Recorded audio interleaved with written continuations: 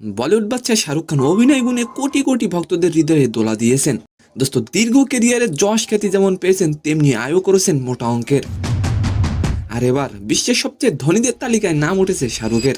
And second নিউজটি থাকবে দোস্ত, বাংলাদেশি অভিনয় শিল্পী জিয়াউল হক পলাশ। দোস্ত, আর এই পলাশ বিশ্ব ফুটবলের মহাতারকা নেইমারের কাছ থেকে পেলেন বিশেষ একটি উপহার। তো আশা করি নিউজ দুটি জানতে অবশ্যই ভিডিওটি সম্পূর্ণ দেখবেন। দোস্ত, ওয়ার্ল্ড অফ স্ট্যাটিক্স বিশ্বের সবচেয়ে ধনী অভিনেতাদের তালিকা প্রকাশ করেছে।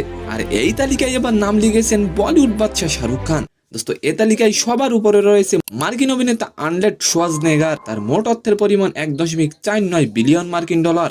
দোস্ত, এই তালিকার দ্বিতীয় স্থানে রয়েছে দ্য রক খ্যাত মার্কিন অভিনেতা ডোয়ান জনসন। তার অর্থের পরিমাণ 1.19 বিলিয়ন মার্কিন ডলার। দোস্ত, শাহরুখ খান কত নম্বরে আছে সেটি জানার আগে শাহরুখ খানকে যদি আপনি ভালোবেসে থাকেন তাহলে অবশ্যই একটি কমেন্ট করে যাবেন। দোস্ত, এই ধনীদের তালিকায় চতুর্থ নম্বরে রয়েছেন বলিউড বাদশা শাহরুখ। তার সম্পদের মোট পরিমাণ 876.5 মিলিয়ন মার্কিন ডলার। ধনীদের এই তালিকায় তৃতীয় নম্বরে ছিলেন টম ক্রুজ। দোস্ত, আর এবার আলোচনা করব পলাশকে নিয়ে। নেইমারের বন্ধু রবিন মিয়া।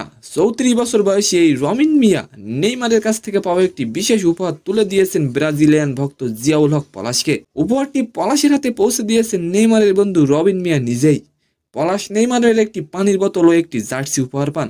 তো সম্মানিত দর্শক, আজকের ভিডিওটি কেমন লাগলো অবশ্যই কমেন্ট বক্সে জানাবেন। আর ভিডিওটি যদি ভালো লাগে অবশ্যই একটি লাইক দিয়ে আমাদের চ্যানেলটিকে সাবস্ক্রাইব করে দিবেন। ধন্যবাদ।